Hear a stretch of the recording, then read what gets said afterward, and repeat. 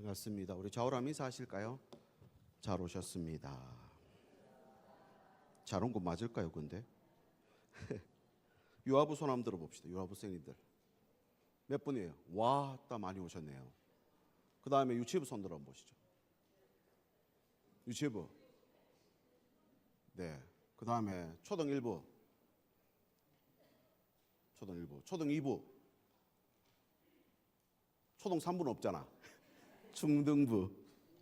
중등부. 네. 고등부. 네. 다 오셨네요. 우리 교회 학교는 되게 연령대가 굉장히 젊은 것 같아요. 그리고 우리 지금 보니까 유아, 유치, 초등 1, 2, 중고 중에서 제일 많이 온 부서가 유아부인 것 같습니다. 이번 주에 유아부 제가 피자를 쏘도록 하겠습니다. 네. 불만이 있는 분들은 다음 교사대학에 많이 오시기를 바랍니다. 네. 강의 한 나눠드렸어요. 오늘은 담임 목사를 교사대학 강사로 세우는 교회는 잘 없는데, 그래서 무슨 소리를 들으려고 담임 목사를 오라고 했을까라는 그런 생각을 하면서 기도하면서 준비를 했습니다. 제목은 다른 세대가 아닌 다음 세대. 사사기서 말씀 한번 볼까요? 2장 10절 제가 읽겠습니다. 그 세대의 사람도 다 그 조상들에게로 돌아갔고 그 후에 일어난 다른 세대는 여호와를 알지 못하며 여호와께서 이스라엘을 위하여 행하신 일도 알지 못하였더라. 아멘. 네. 여호수아가 이스라엘 백성들을 이끌고 가나안 입성하죠. 정말 기적의 세대, 미라클 제너레이션 이렇게 표현을 합니다. 정말 기적의 세대죠. 출애굽 당시 홍해를 건넜던 백성과는 전혀 다른 모습의 새 백성이고 새 언약이고 또 하나님 주시는 놀라운 새 시대를 열었던 그 세대입니다. 그 세대가 그런데 죽고 그 다음 세대가 일어났는데 그 다음 세대가 다른 세대가 되었다는 거예요. 다른 세대가 무슨 뜻일까요? 오늘 이 말씀 읽어본 말씀대로 하면은 하나님을 모르는 세대 말입니다. 하나님 모르는 세대가 일어나지 않도록 우리가 지금 이 순간에 어떤 결정을 하고 어떤 정책을 세우고 어떻게 사역하느냐에 따라서 그 열심이 그냥 그걸로 끝나는 걸 수도 있겠고 부족하고 연약하지만 우리가 열심을 들이고 하나님 앞에 헌신을 할 때에 엄청난 열매를 하나님께서 주신다라고 하는 그런 뜻입니다. 바라기는 우리 신일교회 교회학교는 다른 세대가 아니라 진짜 다음 세대로 자라날 수 있기를 예수님의 이름으로 축복합니다. 특별히 제가 담임 목사로서 또 여러 가지 정책을 결정하고 또 이끌어가는 입장이 있습니다. 그래서 이 시간에 다시 한번 우리 선생님들 또 헌신하시는 우리 사역자들 너무너무 감사를 드리고 싶고요. 우리 서로를 위해서 한번 박수로 한번 격려하면 좋겠습니다. 네, 우리 찬양팀, 이 찬양팀은 전부 다 사역자로 만들어야 돼. 전부 신학교를 다 보내버려야지 하나님이 세우시지 싶어요. 너무너무 잘하죠, 그죠? 박수 한번 쳐주시기 바랍니다. 네, 제가 빨리 진행을 하겠습니다. 저는 목회를 생각할 때 중요하게 생각하는 한 가지가 있습니다. 물입니다, 물. 물길을 만드는 거. 요한계시록 22장 1절 2절 말씀에 이런 말씀이 있습니다. 여러분 한번 제가 읽어보겠습니다. 요한계시록 22장 1절 2절 나오죠? 시작. 또 그가 수정같이 맑은 생명수의 강을 내게 보이니 하나님과 및 어린 양의 보좌로부터 나와서 길 가운데로 흐르더라. 강 좌우에 생명나무가 있어 12가지 열매를 맺되 달마다 그 열매를 맺고 그 나무 잎사귀들은 만국을 치료하기 위하여 있더라. 아멘. 요한이 밤모섬에 갇혀서 7교회를 위해서 정말 피를 토하는 심정으로 기도했어요. 제가 한번 말씀드렸죠. 예수님의 12제자는 다 순교했습니다. 요한만 끝까지 살았죠. 요한이 무슨 복이 있어서 그랬는가? 복이 있어서 그런 게 아니라 끓는 기름 가마에 던져놨는데 안 죽고 살아나왔어요. 안 죽는 거예요. 죽이려고 해도. 그래서 황제가 밤모섬에 가다 놔놓고 죽을 때까지 그냥 놔둬버렸어요. 혼자 외롭게 교회를 걱정하면서 하나님 앞에 엎드려 하나님 앞에 정말 얼마나 피를 토하는 심정으로 그 나라를 구했던지 하나님이 하늘 문을 열어가지고 환상을 보여주세요. 그 환상을 보여주면서 앞으로 이렇게 될 것이라는 거예요. 요한계시록 22장 1절에 뭐라고 되어 있습니까? 강 좌우에 강이 흘러가고요.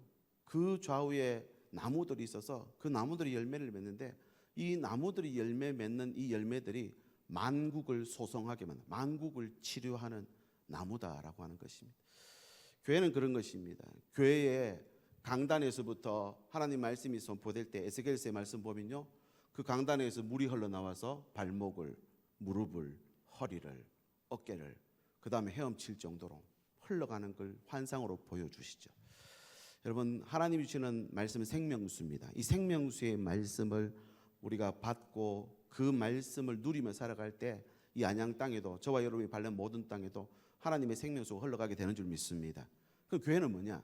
그 생명수가 흘러가는 강 밑에 있는 돌이에요. 돌. 우리가 다 돌들이란 말입니다. 상류로 가면 갈수록 돌들이 날카롭고 또 뭐 울퉁불퉁 다 각기 제 모습. 그런데 하루로 가면 갈수록 돌들이요 비슷해집니다. 여러분 혹시 그렇지 않습니까? 우리 권사님들, 집사님들 연세 드신 분들 이렇게 보면 다 비슷하지 않습니까? 그죠? 왜 그럴까요? 뭐 다른 의미가 있는 게 아니에요. 우리가 함께 하나님 주신 생명수 강 안에서 같이 흘러내려오면서 만국을 소성시키는, 나는 잘 몰라요. 근데 그 밑에서 물살이 빠른 데도 있고 느릴 데도 있고 그렇게 같이 굴러내려오면서 결국 마지막 해수욕장 앞에 가면 몽돌 해수욕장이 되는 거예요. 똑같이 생기는 그 물길을 우리가 지금 함께 사역하며 가는 것입니다. 근데 질문 한번 드려볼게요. 물길은 바꾸기가 쉽습니까? 어렵습니까? 어렵죠, 그죠? 어렵습니다. 이 생명의 강이고 물길을 바꾸는 것은요, 우리가 힘을 합해야 됩니다. 아무리 내 힘으로 한다고 내가 능력이 있다고 되는 게 아닌 것 같아요. 그림 한번 보여드릴게요. 중남미의 온두라스 남부 지역에 허리케인 다발 지역이라고 하는데, 어떤 홍수와 비바람에도 버티는 다리를 만들려고 정부가 계획을 세웠어요. 지진의 나라 일본이죠. 일본 업체를 선정해서 3년 동안 심혈을 기울여서 다리를 지었어요. 아니나 다를까 3년 만에 다리를 완공했는데 허리케인이 왔어요. 촐루테카라고 하는 이 강인데요. 거기에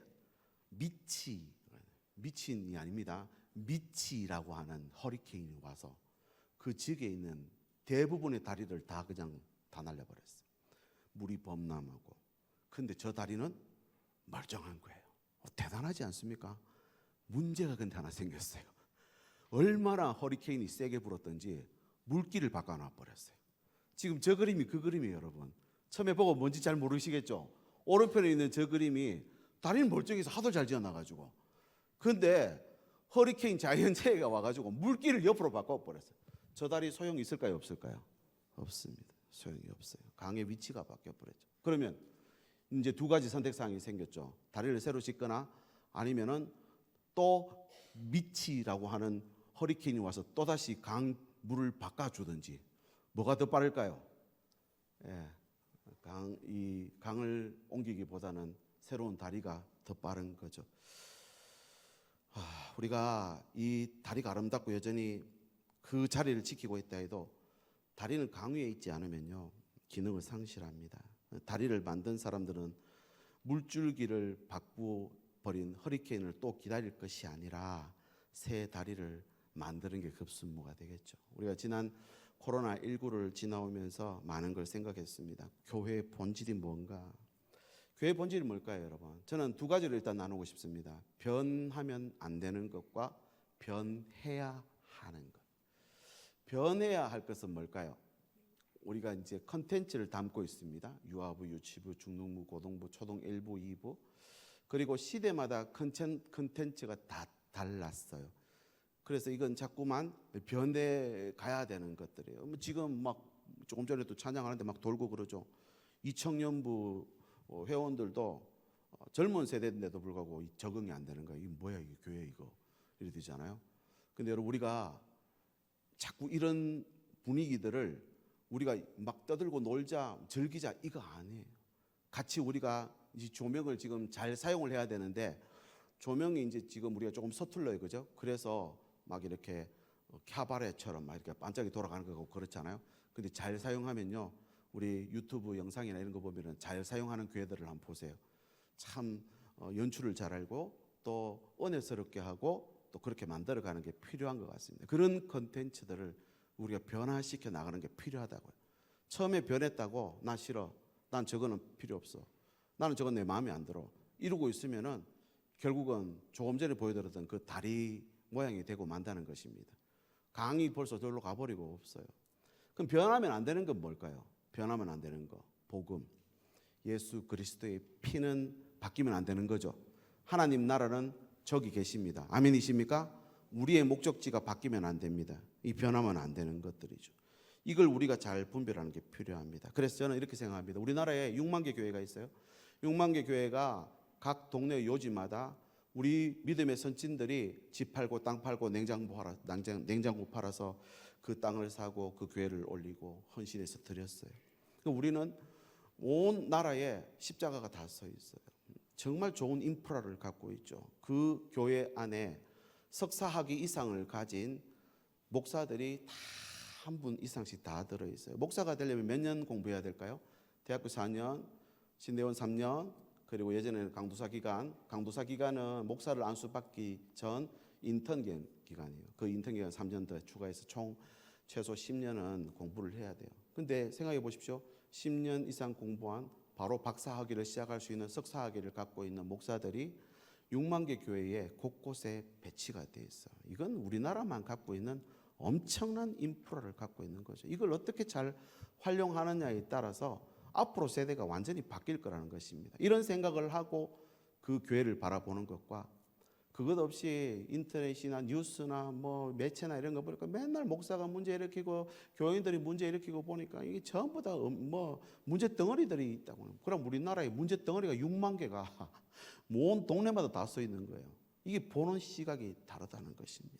여러분, 상황 인식을 정확하게 하고 해법을 내서 그걸 제대로 공유하게 되면은 우리가 이 시대뿐만 아니라 세계와 열방을 살릴 수 있는 그런 믿음의 공동체를 우리가 함께 만들어갈 수 있는 줄 믿습니다. 여러분 뭘 원하십니까? 서로 분열하고 다투고 뭐 이념 전쟁하고 또 그죠? 계층 간, 세대 간, 뭐 넌 다르다, 나는 맞다 그러고 있으면 다 같이 망하는 거예요. 그러나 바뀌면 안 되는 것들을 우리가 함께 붙잡고 우리가 변화해야 될 것들을 같이 변해 간다면요, 분명히 이 세대는 정말 희망이 있는 세대가 된다는 것입니다. 그래서 시대가 바뀌면 변해야 될 게 있습니다. 접촉점, 상황화 이런 겁니다. 요즘 학교 앞에 전도할 수 있습니까? 없습니까? 없죠. 그럼 어떻게 해야 될까요? 전도 못하니까 딱 닫고 있어야 됩니까? 그 답을 찾아내야 되는 거죠. 전문가들을 찾고 또 우리의 생각을 모으고 의견을 모아가지고 어떻게 하면은 전도할 수 있는 방법들을 만들어가는 게 필요하다는 것입니다. 그래서 전도가 힘든 시대인데 위기는 기회다라는 말처럼 우리가 솔루션을 만들어 가야 돼요. 그래서 조직 개편, 교육 과정의 변화가 좀 필요하다는 말을 아마 여러분 오매 감에 들으셨을 것 같아요. 그래서 오해도 있는 것 같아요. 와, 담임 목사가 다 뒤집어 엎으려는갑다. 아니에요, 여러분. 변해야 될 건 변해야 된다라는 그런 뜻입니다. 그래서 조직 개편이 필요해요. 지금 30년, 40년 전에 이끌어오던 우리 한국 교회 학교 어떠십니까? 유아부는 뭐 3살, 4살, 5살, 뭐 우리 유치부는 6살, 7살, 그죠? 그 다음에 초등부는 1, 2, 3학년, 2부는 4, 5, 6학년, 중등부는요, 중학교 1, 2, 3학년, 고등부는 1, 2, 3학년. 이게 지금 언제부터 우리가 그랬습니까? 뭐 40년, 50년 됐잖아요. 근데 지금 학교는 벌써 체제가 바뀌고 있어요. 고등학교는 벌써 학점제로 가고 있잖아요. 그래서 학점을 채우지 못하면 꽈락이 되게 돼 있어요. 다시 공부해야 돼요. 그거 의미가 없어요. 근데 우리는 아직 여전히 그 체제를 그대로 가지고 고집하고 있으면요, 결국은 도태될 수밖에 없다는 것입니다. 그래서 당장 바꾸자는 말이 아니라 존재 목적을 정확하게 분별하고 거기에 대한 해법을 찾아내 가지고 다른 쪽으로 가져가야 돼요. 우리 부서에 편성된 예산은 마음껏 쓰라고 준 예산이 아니라 이 예산과 우리 가지고 있는 인프라, 우리 교사들과 학생들이 함께 이 예산을 가지고 1년 동안 하나님이 최소한 하나님 주신 이 부서를 하나님 앞에 온전히 올려드릴 수 있는 사역에 사용하라고 드린 거죠. 그래서 이 예산이 제대로 집행되고 있는지, 그 다음에 우리가 매년 하고 있는 여러분 성경학교, 뭐 캠프, 수련회, 교사 리트릿, 아니면은 학생들 또 뭐 졸업할 때, 입학할 때 하는 그 프로그램 하던 거 그대로 계속 하잖아요. 제가 예언을 할까요? 10년 안에 그거 다 없어집니다. 그거. 어떻게 해요, 그러면? 우리가 빨리 거기에 대한 대안을 마련하고 바꿔가는 게 필요하다는 것입니다. 그래서 저는 이렇게 생각합니다. 조금 이따 조금 더 이야기를 하겠지만요. 우리가 가지고 있는 이 체제를 복음의 진리 문제만 아니면요, 다 바꿀 생각을 해야 됩니다. 싹 다 바꿀 생각을 해야 됩니다. 그래서 이렇게 좀 미리 좀 생각을 해서 거기에 대한 대안을 가지고 나가는 교회들 가서 탐방을 하고 또 거기에 대한 어떤 임상 결과들을 우리가 같이 공유를 해가지고 우리도 이렇게 만들어 가보자. 그렇게 가는 방향이 있어야 된다는 것입니다. 그래서 내 부서만 생각하고 고집하고 그렇게 하고 있으면 안 된다는 거죠. 바뀔 수 있다는 거 꼭 기억하시고요.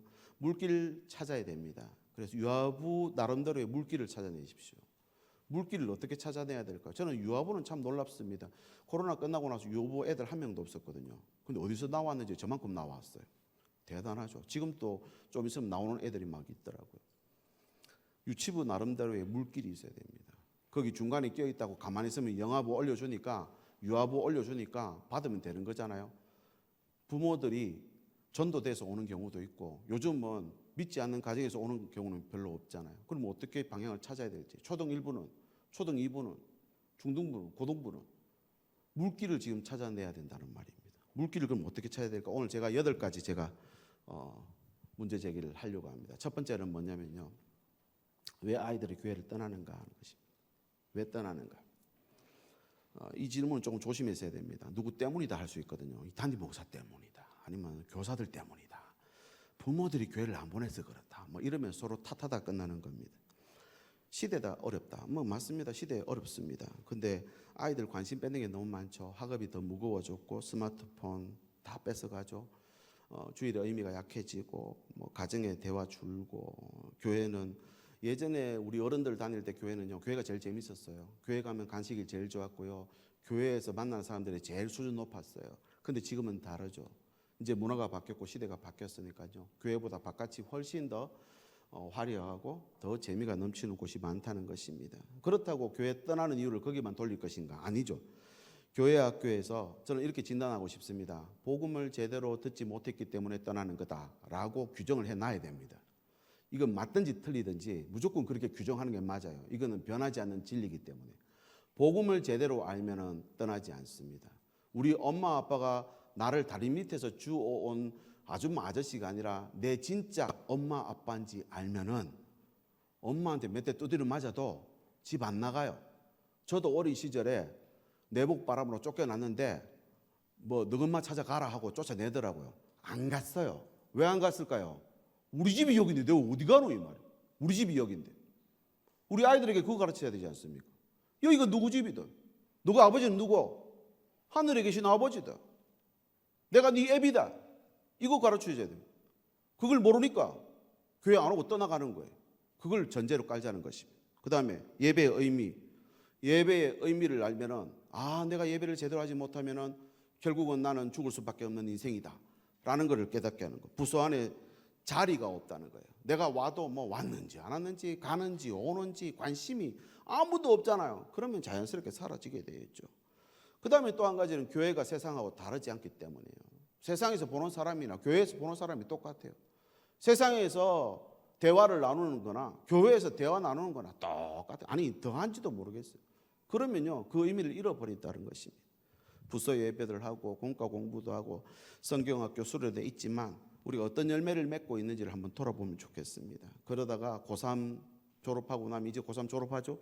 졸업하면 고3 친구들이 이제 청년부 예배로 갑니다. 너희들이 이제 어른 예배 가라. 그런데 찬송도 낯설죠. 기도도 낯설죠. 설교 길이도 훨씬 길어졌죠. 예배 분위기도 낯섭니다. 어른들도 낯섭니다. 그러면 아이들은 교회를 떠나는 게 아니라 밀려나는 거예요. 밀려나는 거. 자기 자리가 없으니까. 그거 배워보지 못했거든요. 경험해보지 못했거든요. 졸업할 때까지 본당 여기 한번 앉아본 친구가 여러분 몇 명이나 될까 한번 생각해 보십시오. 유아부부터 고등학교 3학년까지 본당 예배에 들어와서 같이 예배하고 찬양하고 기도해 본 친구가 몇 명 될까요? 우리 집안에, 우리 가정에, 우리 자녀들 가운데 밀려나는 것입니다. 그동안 어디에 뿌리 내리고 있었는지가 다 보이는 것이죠.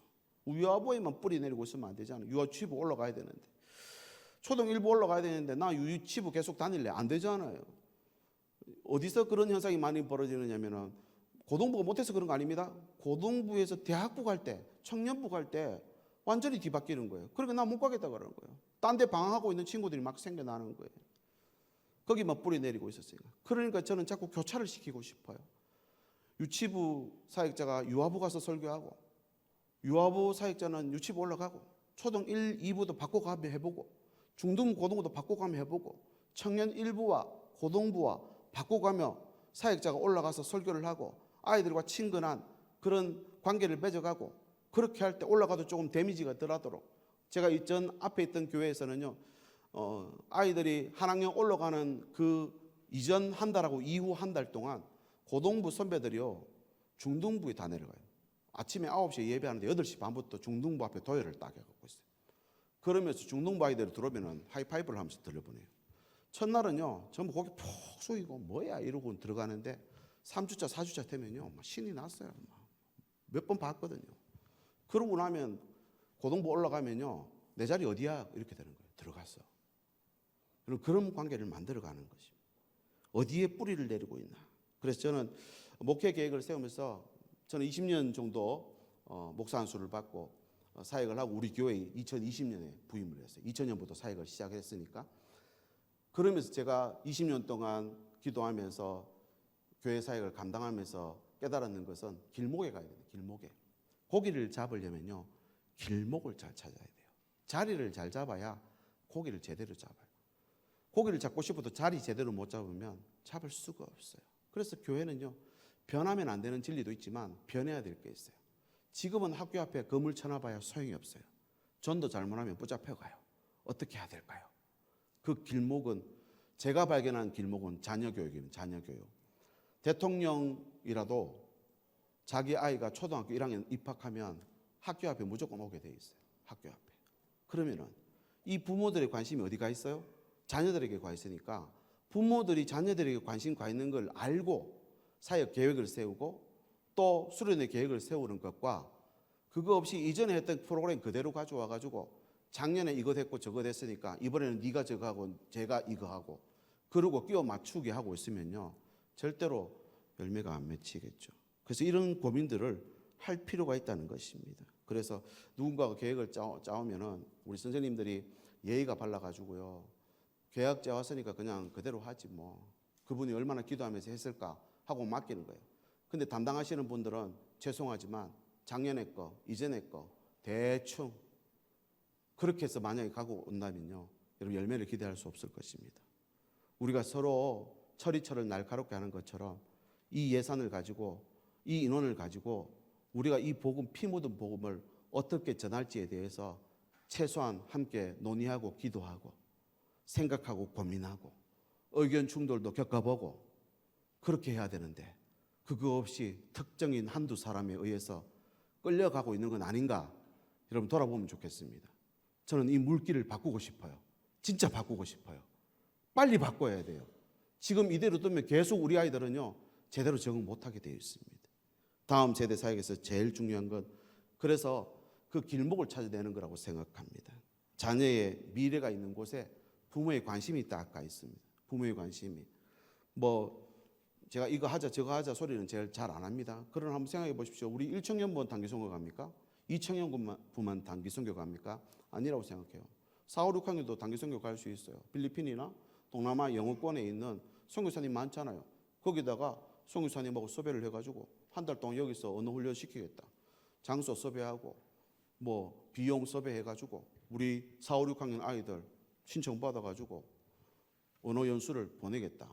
안양 땅에서 우리 아이를 개인적으로 혼자 영어권에 언어 연수 보낼 수 있는 가정은 몇 가정 안 된다고 저는 생각해요. 그러나 교회가 계획을 세워가지고 언어 연수를 우리가 단기 선교 대신에 같이 아이들을 보내고, 그러니까 사역자가 데리고 가서 거기다가 입소시키고 돌아와서 한 달 후에 다시 데리고 오고, 그 선교사님이 책임지고 아이들 언어 훈련 시키고 선교 훈련 시키고. 여러분 무슨 스파크가 일어날 것 같지 않습니까? 이건 근데 제가 20년 전에 생각하고 있던 거예요. 지금 또 말이 바뀌었겠죠. 여러분 한번 생각해 보십시오. 우리 그냥 아이들 그냥 이대로 흘려보내고 됩니까? 차라리 우리 부서에 배정된 예산을 거기다 그냥 올인다 해버려도 거기 갔다 오는 한 10명이 진짜 일꾼 되는 거예요. 진짜 그리스도의 사람이 되는 거예요. 여러분 그렇게 막 내 예산을 낭비하자는 말 아닙니다. 그렇게라도 바꿔볼 수 있는 그런 어떤 결단이 필요하다는 것입니다. 교회 학교는요, 가정을 만날 수 있는 길목이라고 저는 생각합니다. 그 가정을 만날 수 있는. 교회 학교는 부모를 만나는 길목이고, 교회 학교는 이 지역에 있는 학교들을 만날 수 있는 길목입니다.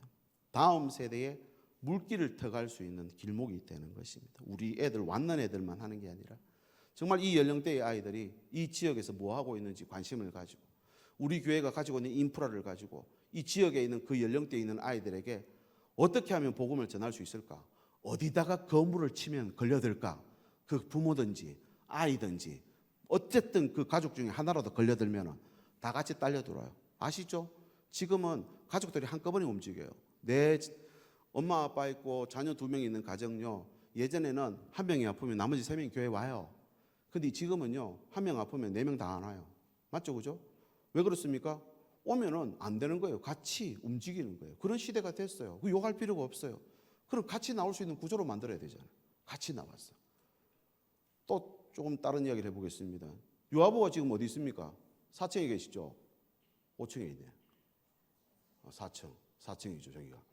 4층에 있는데 유치부는 몇 층에 있습니까? 1층. 원래 유아 주시면 어디로 가야 될까요? 아무 데나 가도 돼요, 근데 중요한 거는 정말로 우리가 거물을 친다면 어디다 쳐야 될까요?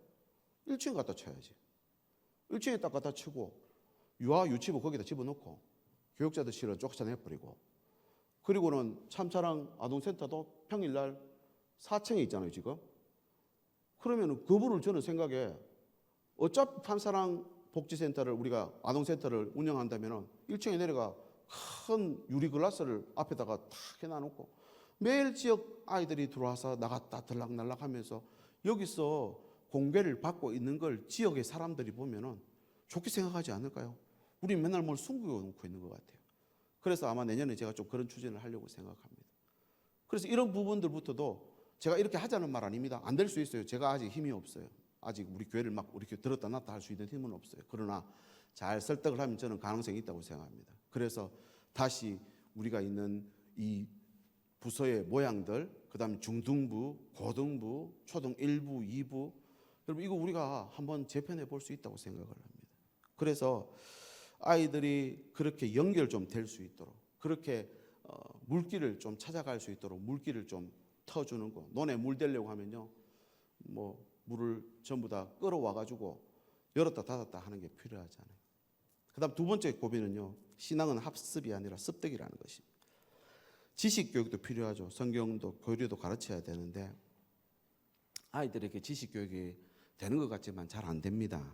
신앙은 분위기 속에서 배우는 거거든요. 반복, 관계, 예배 속에서 신앙을 체득하고 습득합니다. 그래서 이런 말씀을 드리고 싶어요. 어른들의 얼굴 표정과 모습 보고 아이들이 배웁니다. 선생님이 뭘 가르쳐줘도 저 선생님 엄청 똑똑하다, 그걸로 안 배워요. 유아부는 아이들 아무것도 모르는 것 같죠. 그 선생님이 오늘 나를 안아주는데 되게 사랑스럽게 나를 정말 사랑하고 아껴서 안아주는지 애들 알까요, 모를까요? 저는 안다고 생각합니다. 압니다. 어른들의 표정을 보고 그 아기들은요, 이곳이 안전한 곳인지 안전하지 않은 곳인지를 이해를 하는 거예요, 본능적으로. 유치부는요, 유치부 설교를 하면은 설교 구조를 압니까? 관찰, 해석, 적용을 해가지고 제대로 적용했나 못했나 그런 소리 들어본 적 없죠. 유치부는요, 표정을 봅니다. 선생님의 표정, 선생님의 찬양하고 있는 얼굴, 선생님이 기도할 때 눈 뜨고 있는지 눈 감고 있는지, 기도할 때 두 손을 모으고 정말 하나님을 사모하며 하나님 앞에 제대로 기도하고 있는지 이거 다 느끼고 있는 거예요. 선생님이 부르는 하나님 따라 불러요. 초등부 성경 이야기를 하기 시작합니다. 그죠? 우리 사역자들이. 그런데 초등부는 네가 사랑해야 돼라고 해서 알아듣지 못합니다. 초등부 1학년, 2학년, 3학년 아이들은요, 저 선생님이, 저 사역자가 진짜 예수님 사랑하는지 안 하는지 알아요. 자기는 모르겠고 저 선생님은 진짜 하나님 사랑한다. 저 선생님은 진짜 예수님 사랑한다. 이걸 알기 시작하는 나이란 말입니다. 또 하나 있습니다. 저 선생님 나를 진짜 귀하게 여겨주는구나. 진짜 귀하게 여겨주는구나. 내가 초등 1부에 그 자동문이잖아요. 탁 이러고 쫙 들어가면 엄마 왔어. 그러면 아이가 어떻게 생각합니까? 아, 내가 여기 있어도 되는 자리구나. 여기 내 자리에 있구나. 근데 뭐 자동문 탁 열렸는데 아무도 안 쳐다봐요. 그냥 혼자 떨레떨레 들어가가지고 신발 벗어놓고 가방 내려가지고 앉아 탁 옆에 앉아 아무도 왔나 안 왔나 소리도 안 하는 거예요. 이렇게 되면요 어느 순간 사라지는 것입니다. 이 사랑을 주고받을 수 있는 거죠. 초등 2부는 어떻습니까? 초등 2부도 마찬가지입니다. 그렇게 아이들이 선생님들이 반응하는 그걸 보고 배워나가는 것입니다. 우리 어린아이들이 부모를 통해서 배우는 것처럼. 중고등부는 어떻습니까? 설교 안 듣고 있는 것 같죠? 다 듣고 있습니다. 퀴즈 대회 해보십시오. 퀴즈 대회 보면요. 제일 산만하고 설치고 밖에 가가지고 뭐 설치고 이런 애들이 1등하면 1등. 저 설치고 있으면서 다 듣고 앉아있는 거예요. 어른들의 말과 삶이 같은지 봅니다. 중등부, 고등부 학생들은요. 10대가 넘었고 판단력이 있기 때문에요. 저 사람들의 말이 진짜 행동으로 이어지는지를 정확하게 보고 있다는 것입니다. 교회가 정말 복음이 있는지도 알까요, 모를까요? 저는 우리 중고등부 학생들은 우리 교회에 복음이 있는지 없는지 안다고 생각합니다. 우리가 아이들에게 전수하는 건 공과 내용이 아닙니다. 말투가 전수됩니다. 표정이 전수됩니다. 선생님들이 예배하는 태도, 기도하는 그 모습이 전수됩니다. 공동체를 사랑하는지 안 하는지도 전수됩니다. 불평하고 늘 원망하고 안 된다 소리만 하고 이것도 전수됩니다. 그럼 우리가 뭘 바꿔야 될까요? 첫 번째는요. 3가지 부탁드리고 싶습니다. 선생님 자신이 먼저 예배자가 되셔야 됩니다. 아이들은 지식으로 배우는 게 아니라 선생님 예배하는 모습 보고 배워요. 그 부스에 가서 예배는 드리는 것 같은데 공예배 본인이 예배를 안 드리는 거예요. 그럼 위험합니다. 사람은 영적인 존재이기 때문에요. 금방 알아요. 금방 알아요. 두 번째, 부서 예배 모든 순서를 신앙 습득하는 자리로 만들어 가야 됩니다. 찬양은 분위기 띄우기가 아닙니다. 기도는 그냥 누가 대표로 기도해서 떠넘기는 시간 아니고 말씀은 지식 전달 시간 아닙니다. 헌금 돈 거두는 시간 아닙니다. 헌금 왜 해야 되는지 내가 하나님 앞에 드리는 헌금이 어떻게 쓰이는지 설명해 줄 수 있어야 돼요. 축도, 주기도문, 예배 마치는 시간 아닙니다. 그걸 통해서 하나님 나와 함께 하시겠다는 약속이 있잖아요. 주님이 함께 하시겠다는 모든 순서가 아이들이 하나님 앞에 서는 것을 보여주는 시간이에요. 그래서 선생님들 어떤 데 보면요. 우리 교회는 아니에요. 아이들 앞에 예배떡 드리도록 해놔놓고 자기들은 뒤에 앉아서 죄송합니다. 얘기하고 계시더라고요. 애들 다 합니다. 우리 여 앞에 앉혀놔놓고 저건 뒤에 앉아가지고 저러고 있구나. 그분들이 믿는 하나님, 그분들이 신뢰하는 하나님, 과연 여러분 그 아이들에게 보여주고 계십니까? 저는 우리 교회가 보여줄 수 있는 교회가 될 수 있으면 좋겠습니다. 세 번째는 가정과 연결시켜야 됩니다.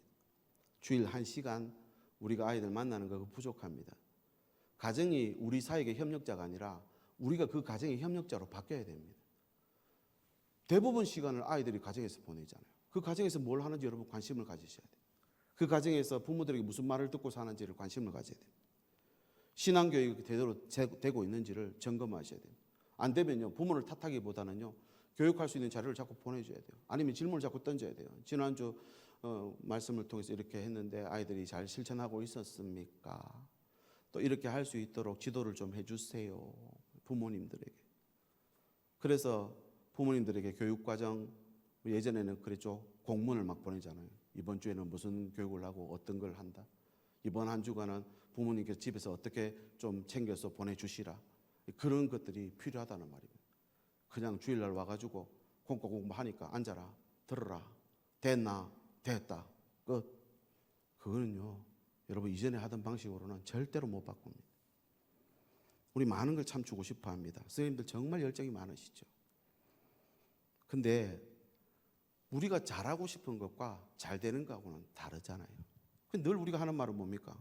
옆에 교회 잘하는 교회, 저 교회 잘한다더라. 이 교회는 관심 많다더라. 우리 교회는 하나도 관심 없잖아. 우리는 하나도 안 도와주잖아. 늘 이런 말이죠. 여러분 못 도와드려서 너무너무 죄송합니다. 요청하시면 제가 열심히 도울 수 있도록 노력하겠습니다. 그럼에도 불구하고 여러분 한 번 더 생각해 보시면 세 가지. 첫 번째, 예배자가 먼저 돼야 돼요. 내가 하나님 앞에 예배자로. 두 번째, 모본이 돼야 돼요. 모본.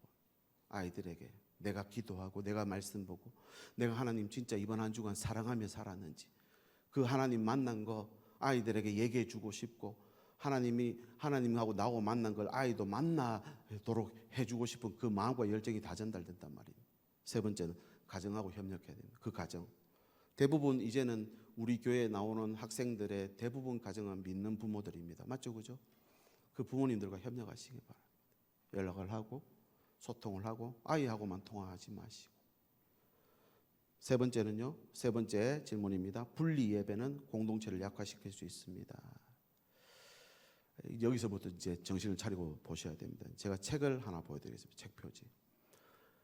교회가 학교를 닫아야 교회가 산다. 닫으란 말입니까? 닫지 말란 말입니까? 옆에 질문 보시죠. 우리는 아이들과 함께 예배하기로 했다. 이 지금 우리 한국교회 전체의 분위기가 그렇습니다. 왜 그런지 제가 설명을 좀 드려볼게요. 부서 예배 따로 드리는 게 나쁘다는 말이 아닙니다. 유아 예배 필요하고 유치부, 초등부, 고등, 중고등부 예배 필요합니다. 발달 단계가 다 있거든요. 언어가 다르고 집중하는 시간 다릅니다. 질문도 달라집니다. 연령별 부서 예배와 교육원 커리큘럼 분명히 필요합니다. 문제는 연결이 없이 유아부는 유아부대로 유치부는 유치부대로 중등부 따로 고등부 따로 초등부 따로 이렇게 된다는 말입니다. 분리가 오래 지속되면요 이렇게 느낍니다. 내가 이 신일교회에 속한 게 아니라 신일교회 부서에 속한 거예요. 부서에. 작년 예배 여기 이 공간은 우리가 들어가는 공간 아니야. 여기 우리 공간 아니야. 우리 예배실은 따로 있어. 본당은 저기 들어가면 안 돼. 저기 있는 어른들은 우리하고 전혀 상관없는 딴 나라 사람들이야. 이걸 느끼게 되는 거죠. 이렇게 되면 위험하다는 것입니다. 교회는 언약 공동체라고 그랬습니다. 성경에 보면요. 교회는 우리가 어린 아이부터 어르신들까지 함께 모여 함께 예배하는 곳입니다. 근데 우리가 어느 날부터요. 부서로 다 흩어나 버리니까 주일날 와도 아이들이 자기 부서 예배만 드리고 본당에 한번 들어볼 시간이 없는 거예요. 함께 찬송할 시간이 없는 거예요. 찬송과 같이 부를 시간이 없는 거예요. 이게 어느 날부터 바뀌어버렸어요. 사실은 주일학교, 교회학교가 어디서 시작됐는지 아십니까? 미국에서 시작됐습니다. 청교도들이 배를 타고 신앙의 자유를 찾아가서 그들이 첫 번째 교회를 짓고 그들이 하나님 앞에 예배드리기 시작합니다. 그 어린 아기들을 옆에 앉혀놓고 함께 예배드려요. 함께 예배를 드리면서 이 아이들이 예배 마치고 나와서 거기서 아이들이 함께 이렇게 모임을 가질 수 있도록. 심지어 영국에는요. 여러분 그거 아십니까? 토트넘 축구단 있죠. 프리미어의 축구단 중에 많은 구단들이 주일 학교에서 시작됐어요.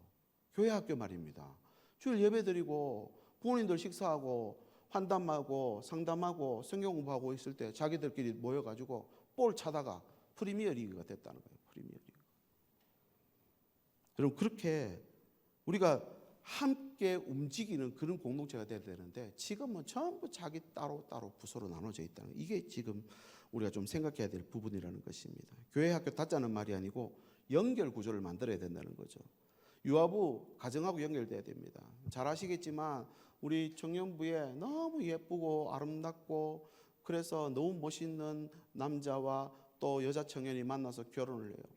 결혼하기 전에는요 너무 정말 고귀하고 귀티가 나는 아가씨였는데 수박을 줘도 수박을 이렇게 안 묻히고 먹으려고 또 아가씨들 수박 이렇게 한 통 들으륵 하면 들 수 있을까요 없을까요?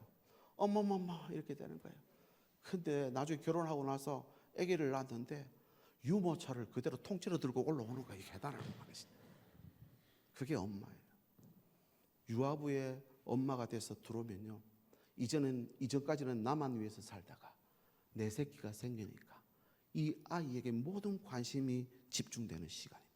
이때 유아부에서 부모를 제대로 잡으면은 유아부 교사로 들어와 버리면요.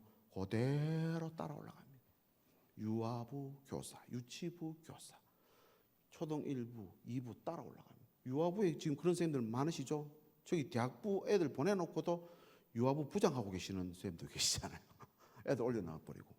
언제부터 시작했을까? 저는 단언컨대 아이 태어나고 아이에게 하나님을 심어주고 싶은 그 열정이 저 교사로 남게 만드는 거 아닌가 싶습니다. 그래서 유아부는요, 가정하고 자꾸 연결시켜야 됩니다. 유치부는요, 습관하고 연결해야 됩니다. 습관하고. 기도하는 습관. 그죠? 그리고 어떻게 하면 친구를 용서할 수 있을까? 어떻게 하면 부모님들이 그걸 가르쳐 줄 수 있을까를 고민하는 것처럼 선생님들이 자꾸 그런 습관을, 그래서 예배실에 탁 들어오면 이 공간은 예배하는 공간이구나.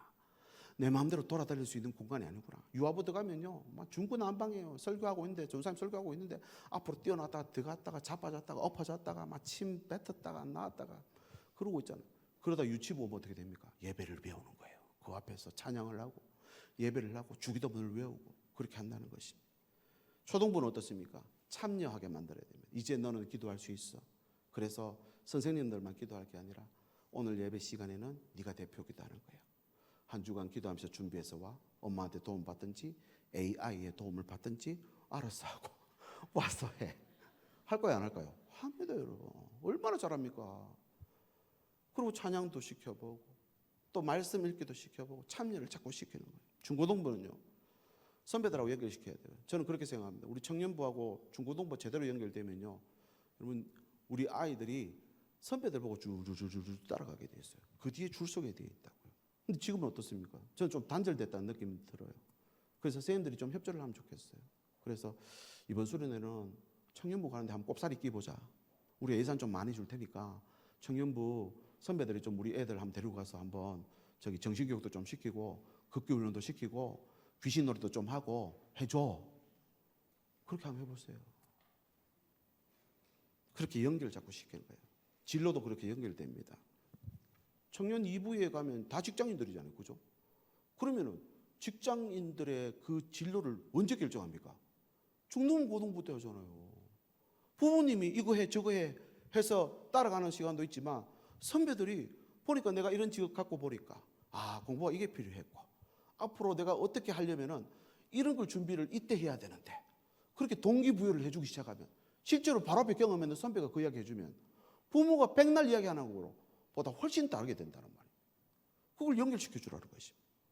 모든 부서는 그래서 공예배와 연결돼야 됩니다. 공예배. 주일날 1, 2, 3부 그리고 4부, 5부 예배까지 있잖아요, 여러분. 연결시킬 수 있어야 됩니다. 어떻게 하면 연결할지 이따가 여러분 여기 강연 뒤쪽에 보면은 우리 부서 모임할 때 토론을 좀 하고 기도 제목도 삼을 수 있도록 제가 넣어놨습니다. 그래서 우리 교회가 교육 허브가 돼요. 교육 허브. 이 지역에 있는 그 연령대 부모들이 애 교육을 좀 제대로 시키고 싶으면 저 신일교회 보내라. 신일교회 보내면 선배들도 또 교사들도 그리고 거기 있는 분들이 이 아이를 울타리처럼 탁 둘러쳐가지고 잘 해줄 거다. 지금 이미 우리 청년부들은 아기들을 막 엄청나게 낳고 있잖아요. 그 아기들이 잘 되기를 바라잖아요. 안 되기를 바라는 사람은 없어요. 그럼 아기들 잘 되기를 바라면은 뭐부터 먹여야 됩니까? 모유 수유를 끝내고 나면은 분유를 먹여야 돼요. 분유 뭐 살지 또 인터넷 들어가 찾아야 되는 거예요. 근데 삼청여부 가면요, 분유를 뭘 먹이면 될지 1분 안에 대답해 줍니다. 그죠, 강신영 쌤? 맞아요. 유모차 뭐 사야 될지, 어떤 게 이거 뭐 이불 같은 거 어떤 거 뭐지 이상한 거 안 나오는 거 있잖아요. 냄새 안 나오는 거 이런 거, 환경 호르몬 안 나오는 거, 이거 다 알고 있다고. 그런 얼마나 좋은 그런 좋은 분들이 많이 있습니다. 선배들이 있습니다. 그걸 연결을 좀 시켜주면 좋겠습니다. 교육 허브뿐만 아니라 우리가 신앙 허브가 돼야 됩니다. 부서와 부설이 연결되고 교사하고 부모가 연결되고 아이하고 장년을 연결시켜주는 거예요. 예배하고 삶이 연결되는 것처럼 우리 교회와 지역 사회가 연결되는 것처럼 그렇게 만들어 가야 됩니다. 이게 목회적 연결로 이어집니다. 그래서 부서 예배를 유지하더라도 연결 잘 되면 괜찮습니다. 근데 연결이 안 되는 부서 예배는 생각해 보셔야 됩니다. 생각. 그래서 청년부들 여기 계신데도요, 한 번씩 그런 요구할 때 있죠. 오후 예배 때 뭐 행사하니까 좀 같이 온나. 그러니까 꼽사리 끼라 이 말 아닙니다. 연결 좀 해보자 이 뜻입니다. 근데 이게 좀 미리 좀 말씀을 드리고 계획을 해서 같이 가면은 우리가 같이 참여한다 싶은데 괜히 우리가 꽂아놓은 보도자루처럼 우리 자리도 아닌데 와 있는 것처럼 이렇게 되니까 서로 갈등이 생기는 거죠. 그런 연결들을 우리 교회 학교 안에서 해보자는 것입니다. 제가 이런 말 잘 안 드리죠, 그죠? 조금 마음 상하시거든. 용서하십시오. 제가 그냥 뭣도 모르고 하는 얘기니까, 제대로 모르고 하는 얘기니까 용서를 하시고, 그러나 그럼에도 불구하고 유아부, 유치부, 초등 1부, 2부, 그다음 중등부, 고등부 연결할 수 있는 방안들을 머리를 싸매고 연구를 해야 됩니다. 그래서 교육지원팀이 있는 거예요. 교육지원팀이. 부서 예배는 장점을 살리고 한계는 보완하는, 그래서 아이들을 부서에 묶어두는 게 아니라 교회 안으로 자꾸 밀어넣을 수 있도록. 그래서 제가 5월달 되면은 우리 교육부 어린이들이 와서 1, 2, 3부 예배 시간이 있으니까 찬양팀이 하나 들어와서 찬양을 좀 해주면 좋겠다라는 부탁을 드린 적도 있었어요. 안 해서 그렇지만. 그래서 틴 콰이어 부탁드려서 우리 권사님께서 진짜 뭐 다 투자하잖아요. 그래서 아이들 해가지고 세우고. 이 처음은 미약합니다. 근데 저는 자꾸 이렇게 만들어가고 싶다는 그런 말씀을 드리고 싶어요. 그게 연결입니다. 네 번째, 맞춤형 예배는 예배의 본질을 흔들 수 있습니다. 조금 더 이야기를 해보시죠. 맞춤형 시대입니다. 모든 게 개인에게 맞추게 돼 있어요. 콘텐츠, AI도 그렇고 뭐 모든 게 지금 개인 취향에 맞춰가게 돼 있어요. 그러니까 이제 이 예배도 우리가 좋아하는 찬양, 우리에게 맞는 찬양만 하려고 합니다. 찬송가는 좀 너무 지루하고, 그죠? 리듬이 안 맞고, 또 어른들도 너무 빠른 박자, 당기면 들어가고, 업 박자 들어가고 이런 거, 나 못하겠다, 와 저런 걸 하고 있노, 이렇게 되는 거죠. 서로 취향과 눈높이가 따로 있다는 것입니다. 그런데 여러분 한번 생각해 보시죠. 예배는 우리에게 맞추는 겁니까? 하나님께 맞추는 겁니까? 하나님께 맞춰야죠. 하나님께 맞추기 위한 노력이 필요하다는 것입니다. 아이들, 교사, 부모님, 시대, 아니요, 하나님께 맞춰가는 예배인가? 우리 부서 예배는 지금 하나님께 맞추고 있냐, 아니면 아이들한테 맞추고 있냐? 설교 시간, 기도, 찬송 부르고, 또 봉헌을 하고, 또 함께 프로그램 하고 행사하는 게 지금 이 프로그램이 지금 어디에 맞춰놓고 지금 하고 있느냐, 이 고민할 필요가 있다는 것입니다. 맞춤형 예배가 되면은 사람 중심으로 바꾸기 쉽습니다. 아이들이 지루해하면 설교도 줄입니다. 기도도 줄이고. 저는 공예배가 중요하다 생각합니다. 아이들이 예배 와서 예배를 배우고 예배할 줄 알면요, 코로나 같은 그런 사태가 벌어져도 아이들은 예배할 수 있을 것입니다. 그런데 부서에서 맞춤형 예배를 하다 보면 내가 맨날 받기만 했잖아요. 갑자기 코로나가 와가지고 전부 다 마스크를 입에다가 가리고는 앉아가 있으니까 기도를 배웠나, 말씀을 배웠나, 아니면 내가 뭘 하나님 앞에 어떻게 묵상을 하고 하는 걸 배웠나, 그냥 받기만 하다가 그렇게 되는 거죠. 그래서 어떻게 살아야 되는지에 대한 어떤 목적이 있는 모임으로 자꾸 들어가야 됩니다. 그 설교, 찬양, 성찬식까지도요. 영상, 주보, 교육부서 온 교회가 같은 주제를 가지고 묵상하고 적용할 수 있도록 지금 계속해서 컨텐츠들을 만들고 있어요. 주일 예배 묵상을 하고 제가 3개 대지를 만들어서 가족과 함께하는 가정 예배지, 목장 모임지, 1청년부 모임지, 2청년부 모임지, 3청년부 모임지까지 필요하면은 다 드리고 있어요. 그래서 그 말씀을 가지고 같이 한 말씀을 묵상할 수 있도록. 그래서 이 맞춤형 대안이 이렇습니다. 한번 같이 한번 읽어볼까요? 시작. 취향에 맞추는 예배가 아니라 하나님께 맞추는 예배, 나누는 예배가 아니라 온 교회가 같은 말씀 앞에 서는 예배, 재미있고 즐거운 예배가 아니라 하나님을 배우게 하는 예배가 되어야 됩니다. 맞춤형이 본질을 흔들면 안 됩니다. 예배의 중심은 하나님이라는 거, 거기다가 맞춰놓고 나머지를 만들어가는 것입니다. 다섯 번째, 세대 통합은 형식이 아니라 교회론의 문제입니다. 여기 조금 더 또 깊이 들어갑니다. 세대 통합, 이제 제가 자꾸 말씀을 드리니까 아마 그래도 들어본 단어가 될 텐데요. 야, 이거 뭐 목사님 지금 작년 예배 지금 아들 안 치잔 말이냐? 예배 산만해질 건데 설교를 과연 아이들이 이해할 수 있을까? 유아부 아이들이 그거 안 쳐놓는다고 이해되나? 유치부 아이들 20분, 30분 그 설교하는 거 듣고 있을까? 과연 성도들 옆에 있는 분들 불편해하지 않을까? 그럼 애들 그거 다 집어넣고 나면 우리 교사들 뭐하노 그럼 거기서, 이런 생각 드시죠?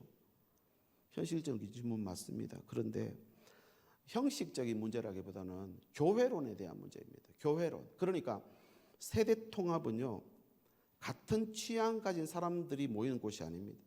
같은 세대가 모이는 게 아닙니다. 전 세대가 함께. 그래서 그리스도 이 교회는요, 교회의 머리는 예수 그리스도고 나머지 우리는 다 지체잖아요. 손톱, 발톱, 그죠?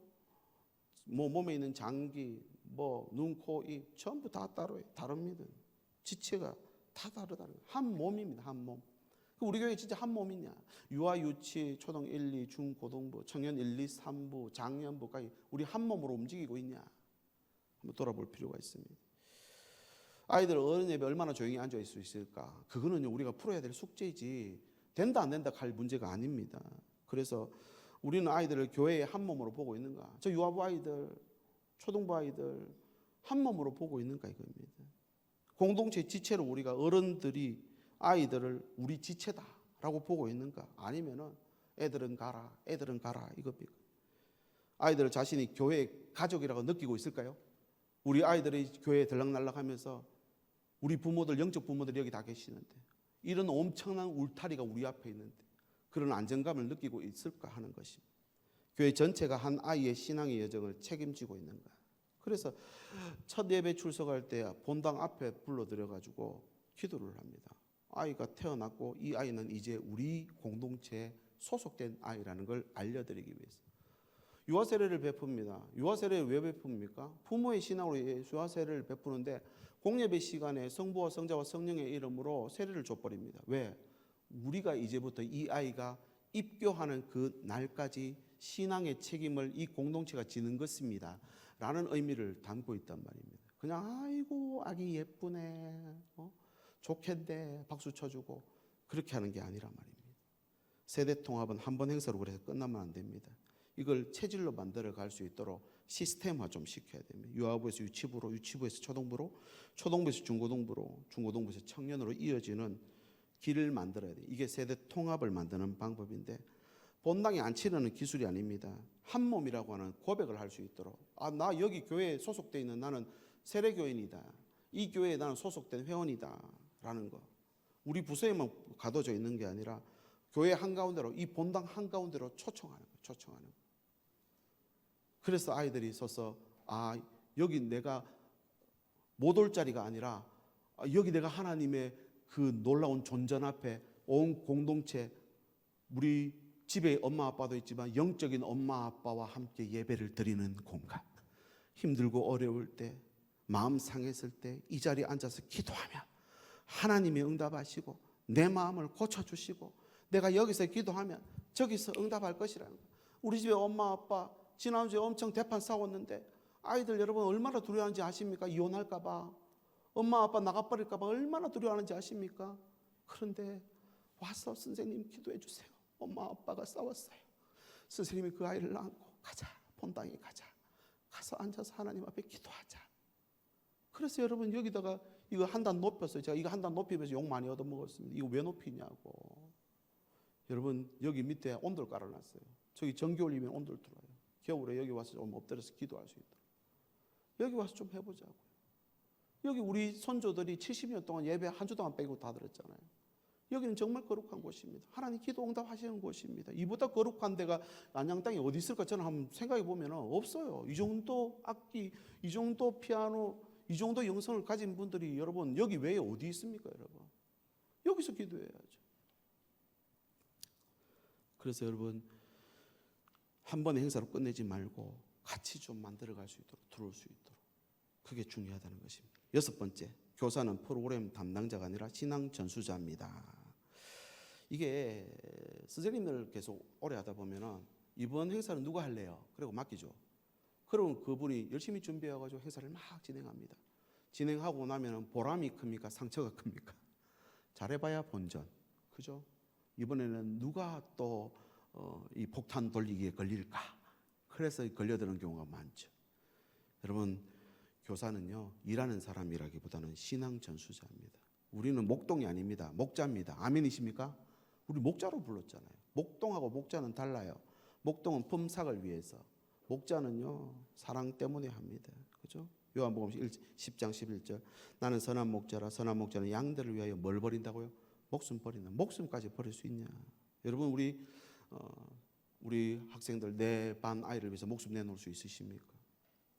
저도 저한테 개인적으로 물어봅니다. 우리 성도들 위해서 목숨 내놓을 수 있는가? 목숨 내놓을 수 있냐? 진짜 목자는 목숨 내놓습니다. 양이 잘 자라면 자기 자식처럼 기뻐합니다. 근데 목동은요, 양이 잘 자라면 저거 돈 되겠네. 사육하는 거예요, 사육. 양육이 아니라. 목동은 일의 끝을 보지만 목자는 사람의 영혼을 봅니다. 여러분, 오늘 우리가 이 교사대학을 하고 내일 우리 아이들 오잖아요. 그럼 아이들 진짜로 진심으로 안아주시기 바랍니다. 와줘서 고마워. 잘 왔어. 선생님 너 위해서 한 주간 동안 기도했어. 하나님 널 사랑하셔. 너는 우리 교회에 꼭 필요한 사람이야.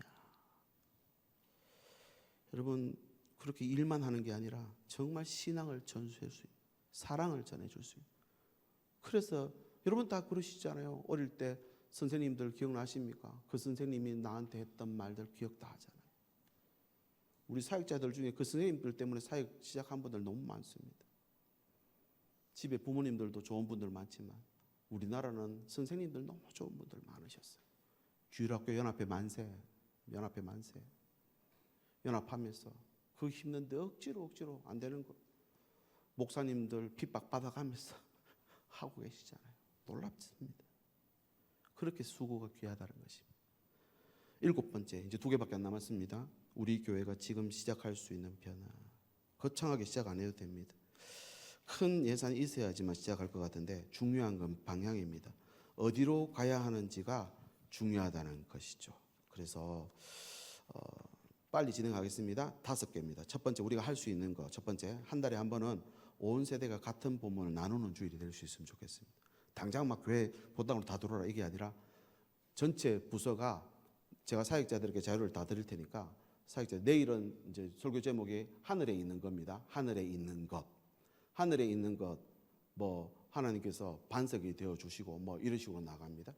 그래서 그런 이야기들을 똑같이 유아부부터 유치부, 초등 1부, 2부, 중고까지 하는 거예요. 그리고 거기에 맞는 성경 공부 자료집을 줘서 같이 전 교인이 다 한 가지 말씀을 가지고 나누고 질문을 하고 집에 가서 가족 예배를 드릴 때 부모가 이번 주에 이 말씀 들었는데 나도 우리 목사님한테 들었는데 이렇게 시작하는 거예요. 그러고는 질문을 주고받는 거죠. 그걸 한 달에 한 번 정도는 해보자는 것입니다. 2번째는 절기 예배는 온 세대가 함께 경험하는 절호의 기회입니다. 저는 장례는요, 온 교회가 그 집 가족들을 다 만날 수 있는 기회가 장례식입니다. 장례식이 엄청 중요합니다. 제가 사역을 해보니까요, 장례식만큼 중요한 거 없어요. 왜냐하면 장례식 가면은 그 집 가족들 다 볼 수 있습니다. 여러분 어떻게 모으면 그 집 가족들이 다 모일까요? 장례식만큼 중요한 기회가 없습니다. 근데 절기도 마찬가지. 우리 교회도 그렇더라고요. 절기가 지날 때요, 진짜 안 나오시던 분들도 다 나오시더라고요. 이 절기는 굉장한 기회입니다. 그 기회에 우리 선생님들이 아이들이 이 교회 공동체를 경험할 수 있는 기회의 장으로 만드는 게 좋겠다는 것입니다. 그래서 할 수만 있으면은 특송을 신청하십시오. 찬양팀 꾸려가지고 나오십시오. 우리 다 비켜드릴 테니까. 이거 강단도 치워드릴게요. 조명 멋집니다. 그래서 다 드릴게요. 아이들이 와서 이 추수감사주일에, 이 부활주일에, 이 고난주일에 하나님을 찬양하고 높여드리고 이곳에서 하나님을 올려드릴 때 여러분 이 경험하는 것입니다. 셋째, 부모도 사역자로 세우는 겁니다. 동역자로. 부모님에게서 왜 안 합니까? 이게 아니라 작은 것부터 하나만 해주세요. 이번 주에 요거 질문 하나 하셔가지고 아이한테 대답을 좀 요청해 주세요. 이렇게 할 수 있잖아요. 가정 축복 기도문 또 가정 예배지 줍니다. 그래서 그 밑에 마지막에 있는 걸리는 거 하나만이라도 아이한테 이야기해 주시고 또 나누어 주세요. 할 수 있도록 그렇게 챙기는 겁니다. 그래서 유아세례 부모, 입교 부모, 중고등부 부모, 저는 부모님들 연합도 좀 만들면 어떨까 싶습니다. 그래서 내년에 목장 개편을 올해 1차로 했고요. 여러분들 잘 못 느끼시죠? 내년에는 또 2차로 또 들어갑니다. 목장 개편을 지금 계속하고 있습니다. 왜냐하면 지금 이 목장을 살리기 위해서 지금 특별한 좀 일들이 필요합니다. 그래서 같은 연령대 아이들 데리고 있는 아니면 같은 문제나 같은 직업군이나 그래서 같은 연령대에 있는 분들이 같이 모여서 좀 동기부여가 되고 명분을 가지고 모일 수 있도록 그렇게 지금 추진하고 있습니다. 그 다음 4번째 해볼 수 있는 거 중고등부와 장년 공동체 연결하는 것. 중고등부는 이 멘토 그러니까 진로를 선택하는 중요한 기점에 있습니다. 중고등부 아이들이 가고 싶어하는 진로를 우리 교회 교인들이 갖고 있을 확률이 높을까요, 낮을까요? 우리 교회는 굉장한 인파를 갖고 있습니다. 그래서 뭐 선생님 하고 싶다. 우리 교회 선생님 천지백갈입니다. 의사도 계십니다. 간호사도 계시죠, 당연히. 우리 세브란스 제일 높은 어른들이 여기 계시네요. 예. 다 계신단 말이에요. 그다음 저 엔트식스 저 엄청 큰 쇼핑몰이죠. 저기 대빵이 우리 교회 찬양팀 계시잖아요. 몰랐죠? 전화하시면요 막 할인권 막 주고 그러세요. 인프를 갖고 있습니다. 그래서 우리가 가지고 있는 우리 중고등부 학생들이 우리 아이들 부모님이 중고등부 자녀 있는데 네 이래라 저래라 하면 말 듣습니까? 안 들어요. 근데 옆에 와서 해봤던 사람 또 옆에 있는 저 집사님 저 권사님 얘기해 주는 거 기가 막히게 다 들어요. 해줄 수 있단 말입니다. 그런 거 해보자는 거죠. 5번째, 아이들을 소비자가 아니라 참여자로 만드는. 그래서 예배 때마다 그래서 요즘은 아마 여러분 유튜브나 동영상 보면은 대예배에 낮 예배에 막 이 본문 읽는데 다른 막 성도가 막 올라가서 막 읽고요. 그다음 뭐 봉헌하는데 막 아이들이 막 들어오고요. 막 이럴 경우 많습니다. 왜냐하면 예배에 참여시키기 위해서 그렇습니다. 지금 세대가 지금 그런 세대로 지금 바뀌어가고 있습니다. 그래서 부서별 적용은 나중에 뭐 제가 이거 전부 다 이 원고 다 있어요. 그래서 원고 제가 PDF로 만들어서 싹 다 뿌려드릴 테니까 시간 되실 때 읽어보시면 되겠습니다. 마지막 8번. 다음 세대는 교회 전체가 함께 세웁니다. 전체가. 그래서 그물을 쳐도 같이 쳐야 돼요. 이게 어망을 쳐도요 한꺼번에 배들이 딱 모여가지고 틈없이 딱 둘러쳐야지 싹 다 걸어들이죠. 하나라도 틈 생기면 다 빠져나가 버리죠. 전체가 함께 세우도록 해야 됩니다. 그래서 전체라고 하면은 저 나이 많으신 은퇴하신 어르신까지 금방 태어난 아기부터 금방 결혼한 가족부터 다 같이 거치시는 겁니다. 그래서 저는 이 자녀세 교육과 하나 더 제가 길목을 찾았다면요 재헌신입니다. 재헌신. 지금 은퇴하고 나서요 100세 시대이기 때문에 충분히 재력도 있고 능력도 되고 건강도 있는 분들 너무 많아요. 우리 교회 안에도 너무 많으세요. 재헌신할 수 있는. 그래서 뭐 우리 아이들이 젊은 선생님 좋아합니까? 나이 많은 선생님 좋아합니까? 젊은 선생님도 좋아하죠. 중요한 거는 그 아이에게 경험 많은 정말로 지혜를 갖고 있는 어르신의 조언도 필요합니까? 안 필요합니까? 필요하죠. 부모들에게 딱 들어보십시오. 아이가 아가씨 선생님 좋아하니까 아가씨 선생님 붙여주세요. 그러죠. 근데 선생님이 말만 잘하면 돼요. 그 선생님은 정말 지혜롭고 신앙의 연륜이 깊고 이 선생님한테 걸리면은 영성이 이 아이의 인생이 바뀔 거라고 저는 확실합니다. 그래도 바꿔달라 할까요? 여러분 그걸 만들어 갈 수 있어야 됩니다. 기도해주는 할아버지 같은 장로님, 권사님들, 진로를 들어주는 집사님들, 한창 때인 집사님들, 믿음의 이야기를 막 해주는 그런 믿음의 어른들, 얼마나 재밌을까요? 이것이 세대 통합입니다. 이제 정리하겠습니다. 여러분 우리에게 이 큰 하나님이 주시는 공동체를 주셨습니다. 너는 너대로 나는 나대로가 아니라 같이 만들어가야 돼요. 제가 8가지를 주제를 설정을 했습니다. 그래서 한번 여러분 보시고 또 마음이 와닿는 대로 오늘 이 설문지도 같이 드릴 거예요. 설문지하고 아마 뒷면에 보시죠. 뒷면에 보시면요 함께 나눌 질문이 8가지 있습니다. 일단 한번 적어보시고 이 시간 마치고 아마 부서별로 나가가지고 부서별로 따로 모임을 할 겁니다. 그래서 현재 우리 부서의 어려움을 나누고 그 어려움만 토로하는 시간이 아니라 그 어려움 가지고 기도 제목 삼는 시간 되면 좋겠습니다. 2번 우리 부서 아이들 교회 전체와 연결되는 순간은 언제일까 고민해 보는 거예요. 연결이 부족하다면 어떤 방법이 있을까 생각해 보는 같이. 그래서 근데 이거 말해봐야 소용없는데 아니요. 내 의견을 그냥 적으면 되는 거예요. 거기다 적어서 제출하면 되는 거예요. 우리 부서가 당장 시행해 볼 수 있는 작은 변화 한 가지씩. 예배를 바꿔보자. 뭐 찬양 시간 바꿔보자. 자리를 바꿔보자. 뭐 다 해볼 수 있잖아요. 우리 부서가 당면한 가장 큰 적은 무엇이라 생각합니까? 당면한 가장 큰 적. 우리 부서 선생님들에게 바라는 점이 있다면 6번 우리 교회가 해야 할 가장 중요한 일이 무엇일까? 불필요한 것을 줄이거나 없애야 될 일은 뭘까? 내 생각을 적어보는 거예요. 7번 교회 공간을 사용하면서 가장 우선순위는 무엇일까? 우리 교회 주일날만 북새통이지 월요일부터 토요일까지는요 텅 비어 있어요. 텅 진짜 텅이에요. 그 이걸 어떻게 활용할까? 그래서 끊임없이 어린이집 원장님도 만나고 동장님도 만나고 주변에 가서 사용해라. 대신에 주일만 좀 주라 그죠? 그렇게 해서 다 해놨는데 누가 또 민원료가 취소되고 민원료가 취소되고 그래도 해봐야죠. 그래서 벌써 우리 교회 주변에 상권을 갖고 있는 업체를 갖고 있는 권사님, 집사님들은 우리 공간 활용하세요. 그럼 문 다 열어버려요. 주일날 가서 그 어차피 쉬니까 들어갈 수 있는 거죠. 그런 것들을 우리가 같이 좀 생각을 해보고 나눠보자는 것입니다. 8번 앞으로 우리 교회가 나가야 할 방향과 그에 따른 건의사항들이 있다면 적으시고, 그 다음에 설문지도 3장짜리입니다. 간단하게 적을 수 있으니까요. 여러분 적으셔서 저 뒤에 있는 빨간색 우체통에다가 넣으시면은 자기 이름 밝혀도 되고 안 밝혀도 됩니다. 그러니까 저만 볼 겁니다. 저만 보고 기도하면서 또 정책을 결정하고 할 테니까 여러분 가감 없이 또 적어서 주시면은 또 함께 교회를 세워 나가는 일에 또 귀하게 사용할 수 있도록 하겠습니다. 네, 우리 시간이 좀 가서 죄송합니다. 제가 기도하고 마치고 기념 촬영하고 밖으로 나가겠습니다. 하나님 감사합니다.